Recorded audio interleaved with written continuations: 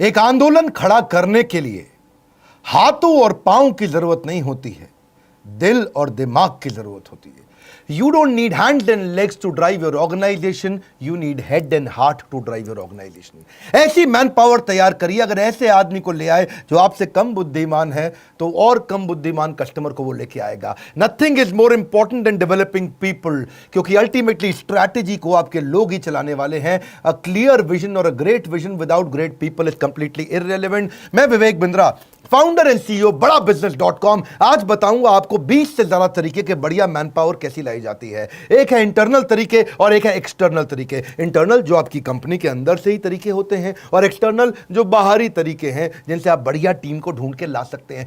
मेरे को everything about entrepreneurship course, event, questions में कई लोगों ने पूछा बढ़िया टीम कैसे बनाएं। पहला क्या है, चांसेस हैं कि इंटरनल टीम में ही कोई प्रमोशन कर सकते हो, उन्हीं को आप बढ़िया पे, पोजीशन और रिस्पॉन्सिबिलिटी, अथॉरिटी बढ़ा करके दे सकते हो, क्योंकि प्रमोशन से कॉन्फिडेंस बढ़ता है। दूसरा, आप इंटरनल ट्रांसफर्स क्रिएट कर सकते हो एक डिपार्टमेंट से दूसरे डिपार्टमेंट में। कभी कभी जिस आदमी से आप काम करा रहे हो उस डिपार्टमेंट में, क्योंकि वो उसके लिए कॉम्पिटेंट नहीं था, वो इसके लिए ज्यादा अच्छा कर सकता था। आप रिटायर्ड एम्प्लॉयज भी लेकर के आ सकते हो जो चले गए थे, या दूसरी कंपनी के कॉम्पिटिटर के रिटायर्ड एम्प्लॉयज को ढूंढ सकते हो, या अपनी कंपनी के रिटायर्ड, मारुति ऐसा बहुत करती है। उनको लगता है जिसने हमारी कंपनी में 30 साल काम कर लिया, अब अगर उसे कोई और लेके चला गया ना तो हमारे राज जाके खोल देगा वहां, इसलिए अपने रिटायर्ड एम्प्लॉयज को वो ले आते हैं वापस जाकर के। See, you need to have collaborative hiring process. Steve Jobs कहते थे कोलैबोरेटिव मतलब मिली जुली अंदर पूरी टीम के साथ में। एक और तरीका क्या है, अपग्रेड कर दें, कुछ लोगों को अपग्रेड कर दें, उसकी डेजिग्नेशन ना बढ़ाएं लेकिन उसकी रिस्पॉन्सिबिलिटी बढ़ा दें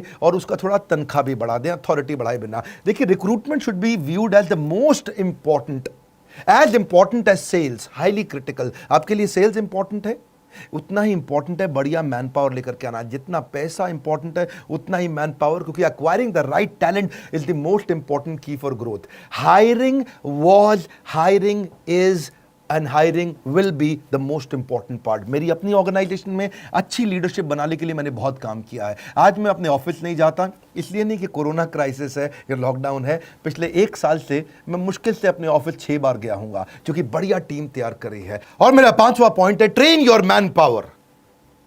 ट्रेनिंग पे एक थोड़ा किस्सा सुनाता हूं गौतम भाई अडानी का।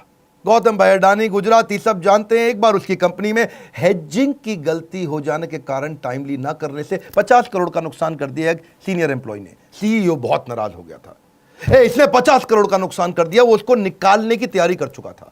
बात गौतम भाई अडानी पे पहुंची तो उन्होंने उसको बुलाया, पूछा क्या हुआ। बोला सर बहुत बड़ी गलती हो गई, आगे से कभी नहीं होगा, समझ में आ गया मुझसे गलती हो गई। गौतम भाई अडानी ने अपने सीईओ को बोला इसको नहीं निकालना। सीईओ हैरान, सर 50 करोड़ का नुकसान किया इसने, कैसे नहीं निकालना। अडानी बोले अब तुम इसको निकालोगे, कहीं ना कहीं तो ये ज्वाइन करेगा। गलती इसको समझ में आ गई, ये सीख चुका है, मेरी गलती का फायदा कोई और कैसे उठा ले। It was not a business loss, it was his training cost. Gautam भाई अडानी का वो डिसीजन, उस एम्प्लॉय को ना निकालना, व्यापार जगत में बहुत अप्रिशिएट किया गया कि एम्प्लॉय अपनी गलतियों से भी ट्रेन होता है, सीखता है और आगे और एसेट बिल्ड करता है। और ऐसे ही एम्प्लॉयज आगे चल के आपके लिए और एम्प्लॉयज लेके आते हैं, जो है मेरा 6ठा पॉइंट, एम्प्लॉय रेफरल। मेरी वीडियो टीम के अंदर, एनिमेशन की टीम के अंदर, पोस्ट प्रोडक्शन की टीम के अंदर ज्यादातर सारे एम्प्लॉय रेफरल से आए हैं। किसी ने किसी का रेफरेंस दिया और वो आया, किसी ने किसी का अंदर के ही लोगों ने रेफरेंस दे करके बाहर के लोगों को हायर किया। ये मेरे पीछे कैमरामैन दीपक आज मुझको बताया कि हमारे पुराने एडिटर विशाल विष्णु के रेफरेंस से आया था। हमारे यहां टीम भी ऐसी, क्योंकि happy employees will bring more employees. 7वां तरीका, इंटरनल एडवर्टीजमेंट। अगर आपकी कंपनी बड़ी है और आपने एडवर्टीजमेंट निकाल दिया तो किसी डिपार्टमेंट से कोई डिपार्टमेंट में वो लोग ज्वाइन कर जाते हैं। ये मैंने मारुति से सीखा था। वो लोग इंटरनल प्रमोशन के, इंटरनल एडवर्टीजमेंट के तरीके निकालते थे, हमने भी ऐसा किया। हमारी सेल्स में एक लड़का हुआ करता था राहुल, वो ठीक ठाक काम करता था, लेकिन जिस दिन इवेंट्स, जो हमारे फिजिकल इवेंट होते हैं, उसकी एड निकली तो उसने सेल्स से निकल करके यहां अप्लाई किया जॉब, इंटर डिपार्टमेंट। और वैसे ही इंटरव्यू हुआ जैसे फ्रेश हायरिंग का इंटरव्यू होता है, उसको सिलेक्ट कर लिया गया। जब से वो इवेंट्स में आया बहुत अच्छा काम करने लगा। Smartest business decisions you can make is to hire qualified people. बढ़िया आदमी को लेके आना आपके बिजनेस का सबसे अच्छा डिसीजन होता है। याद रखिए, सस्ता आदमी बाद में ज्यादा महंगा पड़ता है, वो कॉस्टली पड़ता है, डिसरप्टिव पड़ता है और टाइम बहुत वेस्ट कर जाता है। इसीलिए ये सबसे महंगी गलती होती है, गलत आदमी को लाना। रिक्रूटमेंट मुश्किल है, मैं मानता हूं, ये इतनी मुश्किल है कि जैसे खेत के अंदर सुई ढूंढना। खेत में सुई कैसे ढूंढोगे, क्योंकि ये है इतना इंपॉर्टेंट काम।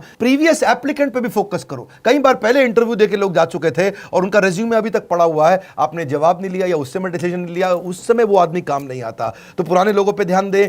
और अगर आपकी बड़ी ऑर्गेनाइजेशन है और आपकी ऑर्गेनाइजेशन में किसी एम्प्लॉय का देहांत हो गया है, तो उसकी पत्नी, उसका बच्चा या उसके पिता को भी आप नौकरी का अवसर दे सकते हो, क्योंकि आप जब फाइनेंशियली इन्वेस्ट करते हो ना लोगों के अंदर, तो वो आपकी कंपनी में इमोशनल इन्वेस्टमेंट करना शुरू कर देते हैं, याद रखिएगा। एंड ऑल्सो ये भी है कि किसी गलत आदमी को, don't hire people who are coming for salary, hire people who are coming for the love of the job.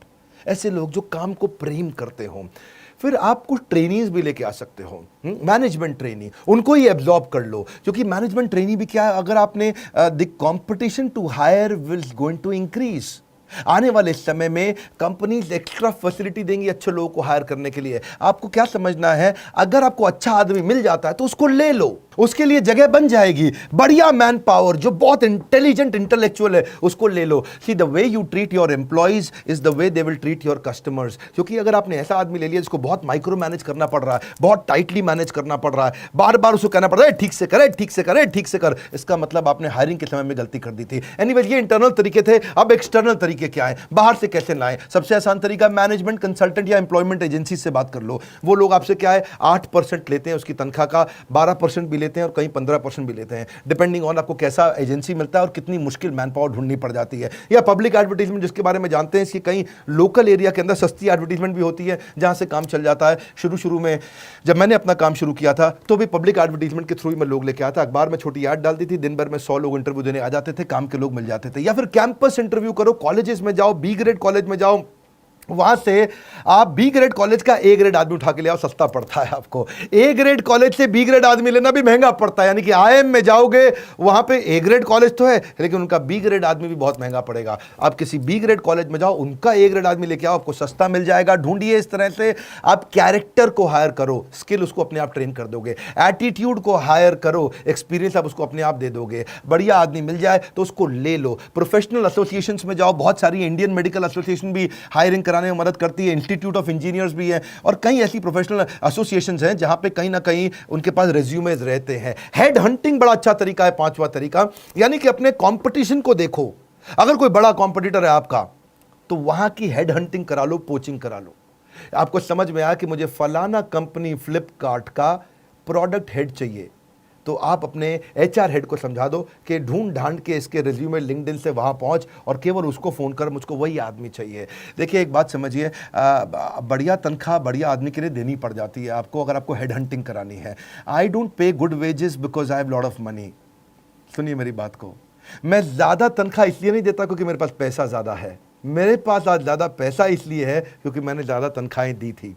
इसका अर्थ क्या हुआ, अच्छे आदमी को अच्छी तनख्वाह दोगे, वो आपको कमा करके देगा। ऐसा नहीं है कि आपके पास पैसा ज्यादा इसलिए ज्यादा तनख्वाह देते हो। देखिए अगर आप मूंगफली खिलाओगे तो बंदर अपने आप आ जाएंगे। रिक्रूटमेंट एक मार्केटिंग है, ये एक तरीका है। जैसे सेल्स एक मार्केटिंग होती है, ऐसे ही हायरिंग भी एक मार्केटिंग होती है। आपको अपनी कंपनी की तारीफ करनी पड़ती है, समझाना पड़ता है कितनी जबरदस्त ऑर्गेनाइजेशन है। अगर आप एचआर में हैं और आप मार्केटिंग की तरह नहीं सोचते हैं, सेल्स की तरह नहीं सोचते हैं, तो आप गलत प्रोफेशन के अंदर चले गए हैं। लेबर यूनियन भी वैसे छठा तरीका है जहां से आप हायरिंग कर सकते हो। नेपोटिज्म आजकल बहुत चलता है, अपने ही परिवार से लेकर के आओ। जैसे वो यादव परिवार है हमारे यूपी में, वहाँ सबके सब लोग इलेक्शन लड़ते हैं, वहाँ सबके सब आते हैं जो कि पूरा परिवार उनका फैल गया है। ऐसे ही फैमिली रन बिजनेस के अंदर भी होता है कि आप अपने ही परिवार में से कोई काम का आदमी ढूंढ करके उसको आगे बढ़ाते हो। Casual caller walk in outside the office advertisement से भी चलता है। जैसे अपने ऑफिस के जस्ट बाहर कुछ एडवर्टीजमेंट पोस्टर वगैरह लगा दिए। कुछ कॉल सेंटर्स में मैं देखता हूं अपने ऑफिस के बाहर बड़ा बोर्ड हमेशा लगा रहता है, यानी कि हर दिन कोई ना कोई कैजुअल कॉलर या वॉक इन आता रहता है, अपना सीवी देता रहता है और इंटरव्यू चलता ही रहता है। सोशल मीडिया और ई रिक्रूटमेंट पे कई बार मैंने देखा कुछ ऑर्गेनाइजेशन ध्यान नहीं देती हैं। अपने वेबसाइट पे करियर का क्लियर ऑप्शन दीजिए और सोशल मीडिया में बार बार बताइए, उससे आपको ई स्क्रीनिंग और ई रिक्रूटमेंट अच्छा तरीका है। फिर एक तरीका क्या है, एक्विजिशन एंड मर्जर। कोई अगर आपको ऐसी कंपनी दिख रही है जो कंटेंट बढ़िया बनाती है और आपको वहां के कुछ कंटेंट डेवलपर चाहिए, उसकी जगह कंपनी के मालिक से बात करिए, तेरी कंपनी में कितने आदमी हैं? बोले मेरी कंपनी में 25 आदमी हैं, मुझे सारे 25 आदमी दे दे, अपनी कंपनी बेच दे, मैं इनसे सबसे काम करा लूँगा। तो 25 के 25 आदमी पूरे इंटेलिजेंट, पूरे ट्रेंड आपको मिल गए। आपने उसकी एक मुश्त उसकी कंपनी के नाम पे ये पैसा दिया, रेडीमेड आपका काम हाई स्पीड पर चला गया। ये तब काम आता है जब बहुत बड़ी हायरिंग करनी हो, बड़ा नंबर चाहिए और आपको स्पीड और ग्रोथ के लिए पैसा हो लेकिन टाइम बिल्कुल ना हो। याद रखिए, great people are companies greatest asset. बढ़िया लोग लेकर के आइए। एम्प्लॉयमेंट एक्सचेंज भी पुराने तरीके हैं, अब चलता है नहीं चलता आपको चेक करना पड़ेगा। But when you are hiring, you are not just recruiting employees, you are sowing the seed of reputation. यही एम्प्लॉय आपकी ऑर्गेनाइजेशन की रेपुटेशन बनाती है। आप एक बीज बोने का प्रयास कर रहे हो। बहुत सारे ऐसे भी लोग हैं जो वेटिंग लिस्ट में आपके थे, पुराने थे पड़े हुए, पर आप भूल गए, आपने ध्यान नहीं दिया। अपने रेज्यूमेस की वेटिंग लिस्ट भी निकालो बाहर, हो सकता है उसमें भी कोई सिलेक्टेड कैंडिडेट आपको पसंद आएगा।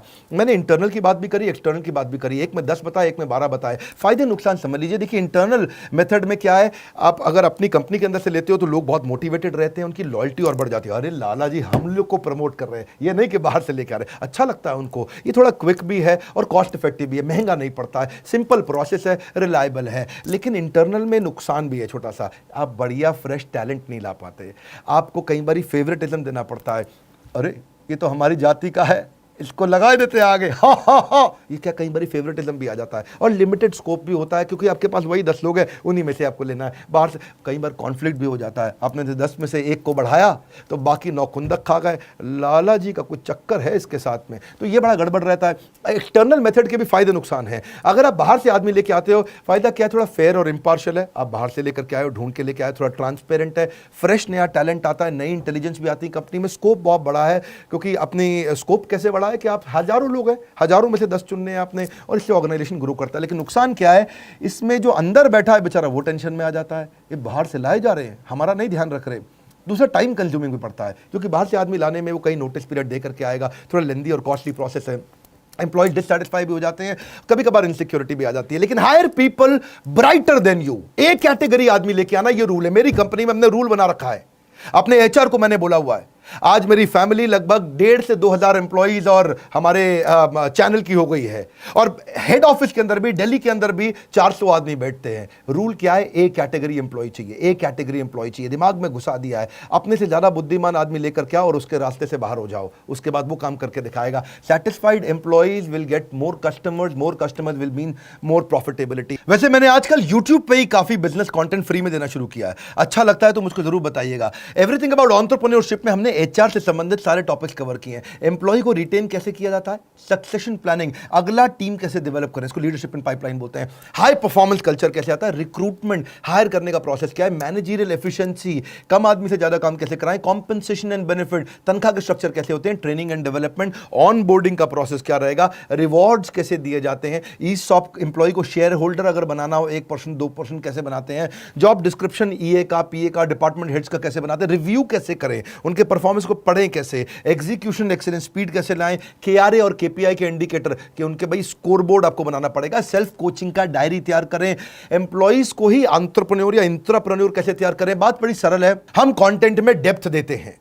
आज सारे एमबीए कॉलेजेस और यूनिवर्सिटीज अब हमारे साथ पार्टनर करने लगे हैं, क्योंकि वो जानते हैं मैनेजमेंट का प्रोग्राम आज बड़ा बिजनेस से पावरफुल कोई नहीं देता, कंज्यूमर रेलेवेंस पे फोकस करते हैं। हमारे साथ जुड़े रहने के लिए नीचे कमेंट बॉक्स में बताने के लिए कि बिजनेस का और कौन सा टॉपिक अटेंड करेंगे, सब्सक्राइब दुनिया भर में करने और करवाने के लिए, वर्ल्ड का नंबर 1 एंटरप्रेन्योरशिप यूट्यूब चैनल बनाने के लिए आपका हृदय की गहराइयों के साथ हाथ जोड़ के धन्यवाद।